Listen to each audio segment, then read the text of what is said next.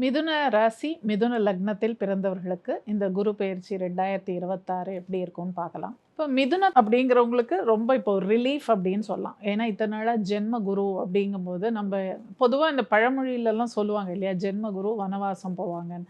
இதெல்லாம் வந்து நம்ம பெருசாக இதுக்கு முக்கியத்துவம் கொடுக்க வேண்டாம். இருந்தாலும் உங்களுக்கு வந்து அவர் குரு பகவான் வந்து பாதகாதிபதி, மாரகாதிபதி அப்படிங்கிற ஒரு அந்தஸ்தில் தான் உங்கள் லக்னம் ராசியிலேயே வந்து உட்காந்துருந்தார்.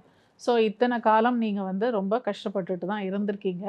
பட் இப்போ உங்களுக்கு வந்து குரு வந்து பெயர்ச்சியாகி கடகத்துக்குள்ளே வரப்போகிறாரு. கடகத்தில் வரும்போது அவர் உச்சத்தில் போயிடுறாரு. அப்போ இந்த மாரகாதிபதி பாதகாதிபதினு சொல்கிறவர் உச்சமாகும்போது எப்படி இருக்கும் அப்படிங்கிறத நம்ம யோசிக்கணும். ஸோ இங்கே தனஸ்தானத்தில் வந்து குரு உட்கார போகிறார். பொதுவாகவே குரு அமர்ந்த இடத்தை விட அவர் பார்க்கும் இடத்திற்கு பலம் ஜாஸ்தி, விருத்தி ஆகும் அப்படின்னு நம்ம சொல்கிறோம் இல்லையா. அப்போ குரு பகவான் வந்து தனஸ்தானத்தில் வந்து உச்சமடையும் போது அவர் வெவ்வேறு நட்சத்திரங்களில் சஞ்சாரம் செய்வார். முதலில் தன்னுடைய நட்சத்திரம் புனர்வசு நட்சத்திரத்திலேயே அவர் ட்ராவல் பண்ணுவார். அந்த காலம் வந்து உங்களுக்கு பணம் வர மாதிரி இருக்கும் டெஃபினட்டாக. ஏன்னா இது வந்து காலச்சக்கரத்தினுடைய 4ஆம் இடம், அதாவது சுகஸ்தானம்.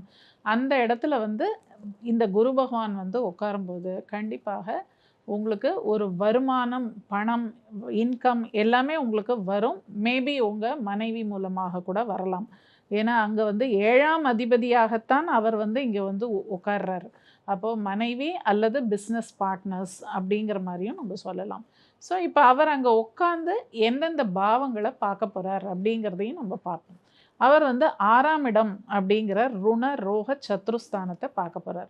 அப்போ அந்த 6ஆம் இடத்துக்கு உண்டான சில தீய விஷயங்கள் இருக்குது. ஆனால் அதை கண்டு நம்ம பயப்பட வேண்டாம். இதை எப்படி சரி செய்யணும் அப்படிங்கிறதையும் உங்களுக்கு சொல்கிறேன். 6ஆம் இடம் அப்படிங்கிறது உழைப்பும் அங்கே தான் இருக்குது. அங்கே தான் வந்து நம்மளுக்கு சத்துருக்களும் அங்கே தான் இருக்காங்க. நம்மளோட கடன் இந்த மாதிரி விஷயங்களும் அங்கே தான் இருக்குது. நோய் நொடியும் அங்கே தான் இருக்குது.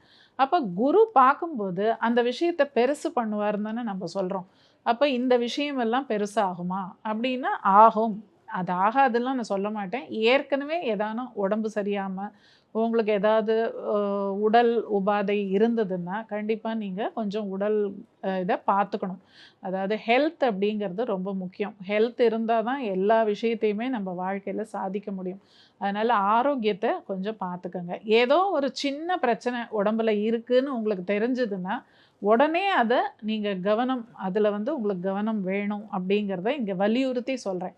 ஏன்னா இந்த 6ஆம் இடம் அப்படிங்கிறது எந்த ஒரு நோய் இருந்தாலும் அதை பெருசு பண்ணும் இந்த குருவோட பார்வை.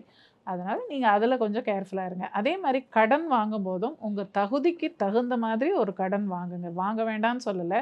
ஆனால் தகுதிக்கு மீறி கடன் வாங்கினீங்கன்னா அது தீரா கடனாக ஆகிடும். ஏன்னா குருவோட பார்வை வந்து அதை வந்து பெருசாக எக்ஸ்பேண்ட் பண்ணி உங்களுக்கு பெரிய லெவலில் ஒரு பிரச்சனையில் கொண்டு போய் மாட்டிடும். அதனால் அதுலேயும் நீங்கள் ஜாக்கிரதையாக இருங்க.